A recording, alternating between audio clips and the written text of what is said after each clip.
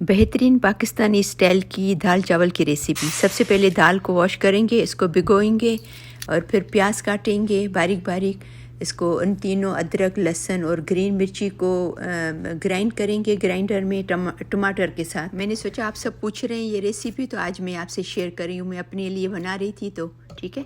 तो सबसे पहले प्याज को भूनेंगे, ऑयल डालेंगे 2-3 टेबल स्पून, उसमें प्याज डालेंगे। फिर प्याज थोड़ी सी भून के फिर उसमें लहसुन बारीक बारीक और ज़ीरा डालेंगे। फिर उसको 1-2 मिनट के लिए बॉयल करके जब येलोइश हो जाएगी लाइट ब्राउन, तो ये मसाला लहसुन, अदरक, मिर्ची का और टमाटो इसके ग्राइंड किया हुआ डालेंगे। उसमें हल्दी डालेंगे, नमक डालेंगे, 1 छोटा टीस्पून हलीम मसाला। अगर नहीं है तो घर का ½ टीस्पून गरम मसाला। ऑयल निकलेगा तो आलू डालेंगे, अब आपकी मर्जी है अगर आलू आप खाते हैं तो। फिर दाल डालेंगे, 4 कप पानी के डालेंगे, फिर कवर कर लेंगे। ये देखिए तैयार है बेहतरीन दाल पाकिस्तानी।